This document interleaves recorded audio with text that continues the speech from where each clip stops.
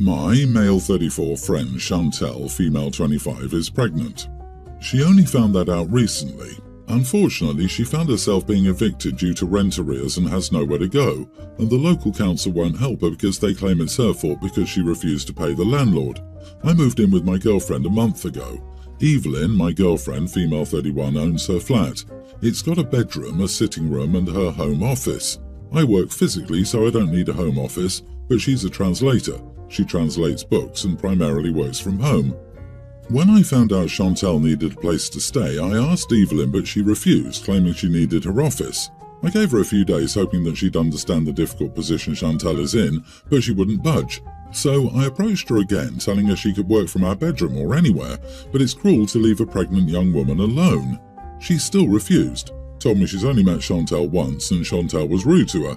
I told her it was the hormones and she shouldn't have taken it personally.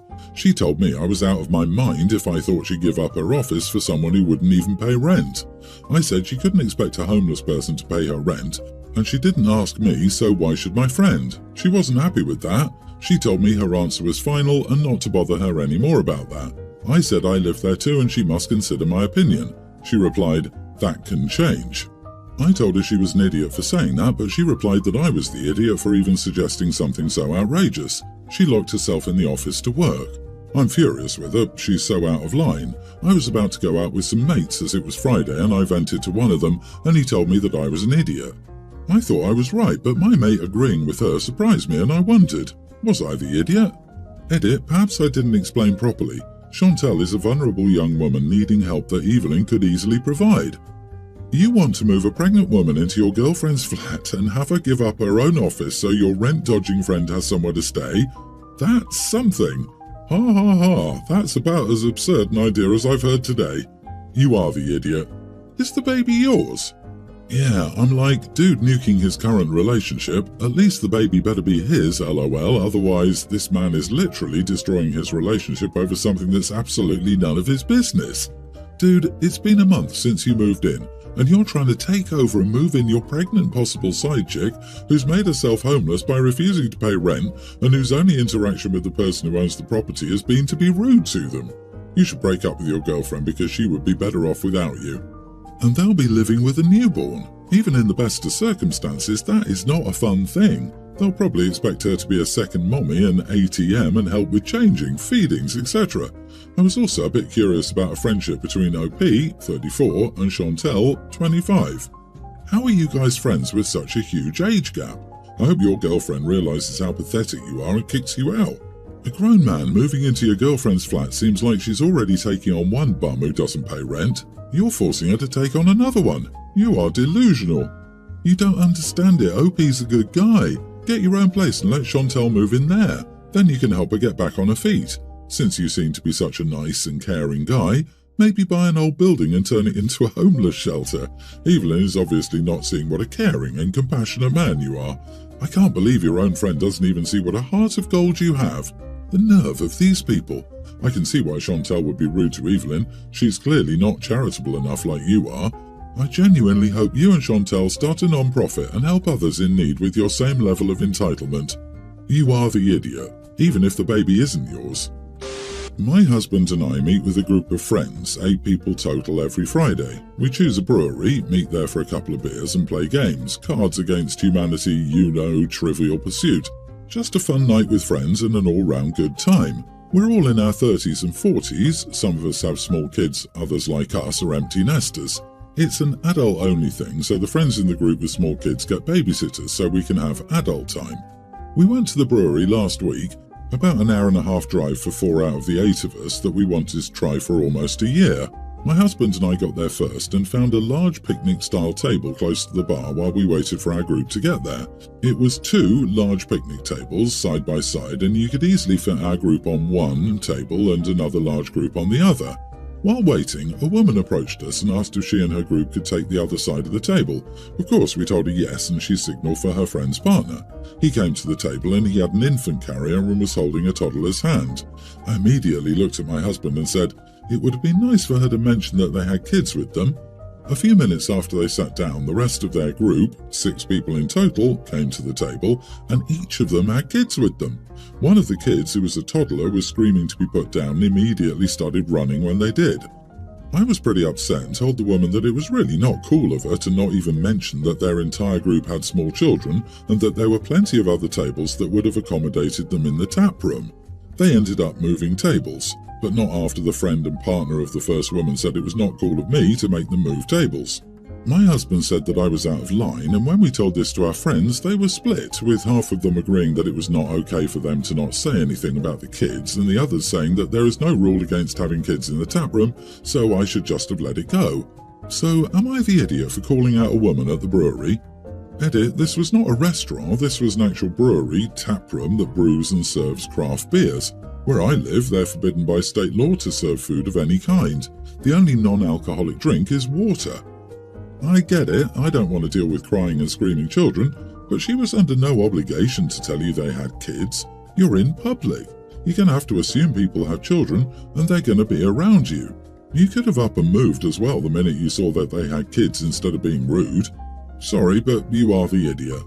Yeah, why didn't you move tables yourself after her whole group showed up? If there were other tables that would accommodate her group, there were certainly tables that would accommodate your group. And at this point, it was just the 2 of you, so would it not have been less hassle for you to move than make that whole group move? Yeah, but not everyone is expecting children at a brewery, especially when your own group gets babysitters, specifically not to have children around. Hope he's not the idiot. It's a brewery where the primary thing that is served is beer. It's absurd that entitled parents have decided that breweries are acceptable for kids. The same parents would be crucified if they brought kids into a bar whose primary thing being served is alcohol. I don't understand why it suddenly became acceptable to have kids around intoxicated adults.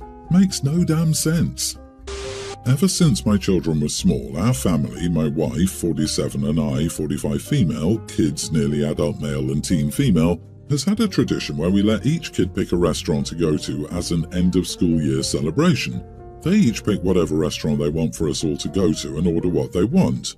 Over the years, this has meant everything from banana split for dinner to a steakhouse or omakase to hand-pulled noodles. We've never put restrictions on it except that it has to be within an hour's drive each way. Yesterday, my daughter came to us with her choice, and her selection caught me completely off guard. It's an extremely high-end restaurant that costs $315 per person. That's a set tasting menu, so there's no way to, e.g., let the kids order something expensive and my wife and I order the cheapest thing. I checked whether they had age restrictions, and they permit guests over 13.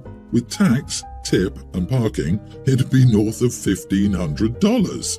This restaurant is an extreme outlier for our city, so it caught me so off guard.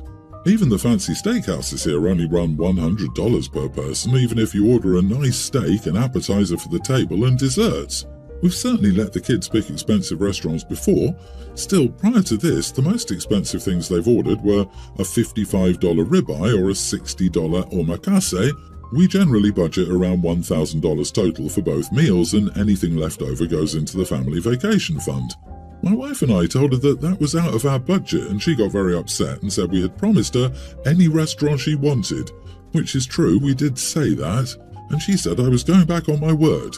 I said, quite honestly, that it never occurred to me that she could find a $300 per head restaurant, let alone ask to go there, so it didn't occur to me to tell her that it was off limits. She got mad and said I was implying that she was being greedy.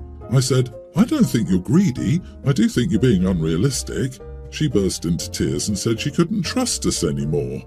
My wife and I agree, but my sister, who's very close to my daughter, called me to tell me that it's important to never break a promise to a child. I asked her if she would have anticipated being asked for dinner at the only $300 per person restaurant in a 5-hour radius. She said no, but that's why she'd never make promises to her children. She says I need to apologise and either take her, we can technically afford it if we make cuts to other fun budgets, or apologise and find a way to make it up to her. I want to note that my daughter doesn't generally ask for expensive things. She's never demanded lavish gifts. She's pretty sensible about money, generally speaking, and she's always shown gratitude for the advantages that we all have. So I don't know where this came from. I did ask, and she just said she wanted to try it, and we promised. So, am I the idiot for saying no here? Not the idiot. I don't think you guys are idiots. Your daughter is trying to find a way to push the boundaries of dinner. You have been giving an inch and she's trying to take a mile. This is like telling a kid you'll help buy them a car when they graduate and they want a Lamborghini. That's just not realistic. If the sister is so concerned you're going back on your word, then let her pay for you guys. $300 per person is nothing to scoff at, and that money could be better spent around the house or towards something usable long term. I'd suggest setting a $100 budget per person in the future. Set clearer expectations. I have issues. Your sister is feeding into your daughter's tantrum. Even she herself said she wouldn't do it, so she should understand the severity of that much money being spent on a single restaurant for one family meal. Especially, I would just never make any hypothetical promises to my hypothetical children. Wow, thanks. Great advice. Right, LOL. The sister's input was just unnecessary and not understanding at all. I have to wonder if there's something else going on with the daughter besides the dinner. She had to know that her parents probably wouldn't agree to a $300 a person restaurant. She seems to be trying to get their attention, and if I were the parents, I'd try to figure out what's really going on. I wonder if she told someone that she's trying to impress that she's going there. I'm a single mother of 3 children, 18 female, a teen female, and a tween male. I don't have a good financial condition. My ex-husband pays a low pension, his salary is actually bad, and we don't go hungry, but we don't have the luxury. 3 years ago, my father passed away and I received my share of the inheritance. One of my father's biggest wishes is for us to buy a house, pay off our debts, and even help with the grandchildren's college. To be honest, this money was used to pay off the house and my debts. What was left, I did a big shopping, groceries, and paid the house bills, so I didn't reserve it for my children. It was a difficult decision, but we went from being in debt to living paycheck to paycheck. Not ideal, but much better. Since they were young, I told my children that if they wanted to go to college, I couldn't help them if they decided to go to college outside the city, and that they would have to work for it. Still, if they stayed in the city, they wouldn't need it so much because they would live at home. My oldest daughter got into a great college and is looking for jobs in the city, as well as cheap housing and government subsidies for living expenses. An important context. My brother is doing well financially and we don't get along well for random reasons, but our kids are friends. He has a son the same age as mine. In one of her conversations about college with her cousin, she discovered that he had a college fund left with his grandfather's inheritance. I never mentioned to my children that it was my father's desire to help his grandchildren, as it was up to us whether we did that. My daughter, when she found out, said that I could have saved money for the children and they wouldn't have had difficulty in college, in addition to needing government help, or having planned better financially, but that it was selfish to have ignored a grandfather's desire to pay for my things, unlike my brother who prioritized his son. This hurt me a lot as it was a necessary decision, but I told her that I did what was necessary to keep food on the table, and she needed to understand our situation better instead of coming to complain to me about decisions that are wholly mine and not hers about this money. We are not on good terms. She still thinks I made a selfish decision. Am I the idiot? Edit, the debts are credit card expenses because I was unemployed then and I used up my cards for months to have food at home and pay the mortgage so we wouldn't be homeless. And the big groceries purchase was because we needed it after months of having the bare minimum at home. But 90% went to pay for the house. These wishes of my father's were never written in a will, only what the division would be. But he always told his children how he would like us to spend it.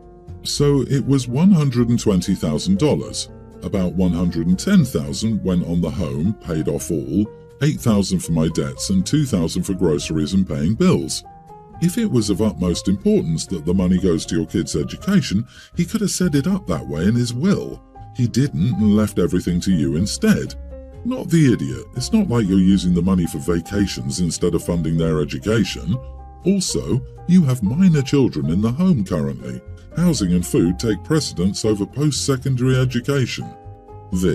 I've also seen how parents and grandparents leave what they think are life-changing amounts of money to people, but it barely covers anything. The fact is, there wasn't extra, and by not being evicted and homeless, it did help your kids out. It just couldn't stretch to have any college funds after. Exactly, how are you supposed to pay for the kids' college if you're homeless? College is unfortunately a luxury. But you really should have sat your kids down at the time and shared the details of Grandpa's desires, that he had 3 wishes, and unfortunately it wasn't going to be enough to cover their college. Could your daughter also be hurt that you didn't tell her back when you got the info, and finding out from a cousin made her feel like you lied to her? For not being forthcoming, you are the idiot. My wife and I recently had a son and we named him Alec. My sister was the only person who asked why Alec and not Alex, and we said we liked Alec a little more. She argued that it was a dumb choice when everyone would call him Alex. I told her so far she was the only one who had, and that maybe it's her that needs to listen better or respect people's names more. She sulked for a few days and then told me that Alec is a dumb name, she doesn't like it, she doesn't think we should have chosen it for our son, and if we did have to stay close to it, we should just correct the spelling of Alex or just take her opinion of the name on board and change it.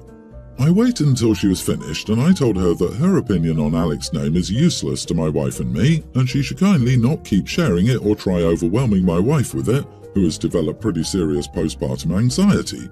My sister didn't respond well to what I said and took more offense to the part about her opinion being useless to us. She said the family should always be able to share their opinion. I told her maybe about some things, but only some things, especially when the topic is nothing to do with you. Our parents think I should have spoken to her more kindly and been less harsh about her opinion. Clearly my sister also thinks that, and she's still cranky with me. Am I the idiot? Oh no, Papa, not the idiot times 1,000. Your sister was way out of bounds. You sticking up for your own family sets a good precedence here. You did well. Let Sissy get cranky. If her name lends itself to it, you can call her by a name that is like but different from the real name. Say Marie instead of Maria, or Witchy instead of… you get the idea.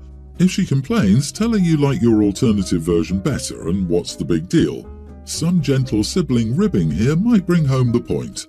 I wonder though, maybe the name has a special meaning to her, like maybe an ex who cheated or something like that.